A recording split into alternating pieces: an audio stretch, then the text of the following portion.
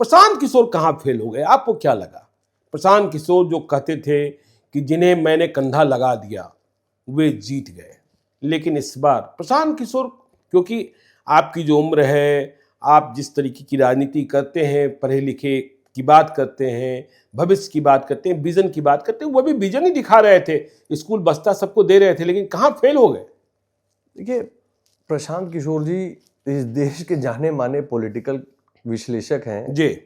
उनके ऊपर टिप्पणी करना तो शायद उन्हीं से ज्यादा बेटर, ये सवाल पूछें आप बुला के तो बेटर रिजल्ट मिलेगा। लेकिन एक पॉलिटिकल स्टूडेंट के रूप में, एक पॉलिटिकल वर्कर के रूप में हम लोग जब सोचते हैं इस बात को, तो तीन बातें ध्यान आती हैं जी।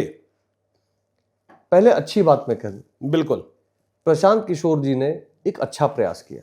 अच्छा प्रयास किया, यह मानते हैं? प्रयास किया जी। प्रशांत किशोर एक शिक्षित युवा है, अपने मादे पर अपने गुण से उसने पूरे देश में अपना नाम बनाया है, इसका मैं सम्मान करता हूं। प्रशांत किशोर जी ने अपने मेहनत से कमाए हुए जो भी पूंजी को, बाहर से भी लिया होगा लेकिन अपना भी पैसा लगाया, बिहार की जनता के बीच में पंचायत पंचायत घूमे। बहुत ऐसी चीजें हैं प्रशांत जी के बारे में जो अच्छी हैं। मतलब वो बीजेपी की बी टीम नहीं थे? नहीं, अच्छी हैं, मैं तो खुल के बोल रहा हूं। लेकिन रिजल्ट क्या है? 238 सीटें लड़े, 236 पे जमानत जब्त हो गया, 3.5% वोट प्रतिशत के साथ निपट गए। क्यों? यही तो सवाल है।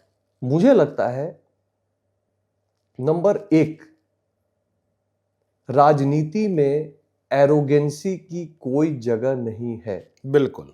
वोट आप ऐसे ही मांग सकते हो, ऐसे वोट नहीं मांग सकते हो। पहली बात, हाथ जोड़ना सीखना होगा।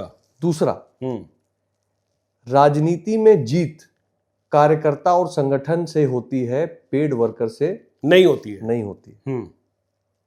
और तीसरी बात, राजनीति में दोषारोपण उसी को करना चाहिए जिसका खुद का दामन साफ हो।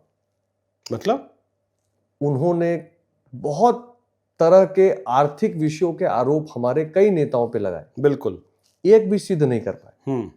लेकिन जब उनके खुद के घर में देखा जाए कि उनके इतने बड़े चुनाव अभियान की फंडिंग कहां से आई, किन्होंने पैसा दिया, क्यों पैसा दिया, कितना पैसा दिया, कैसे लोगों ने पैसा दिया, तो उनको भी बहुत सारे सवालों का जवाब देना बनता है।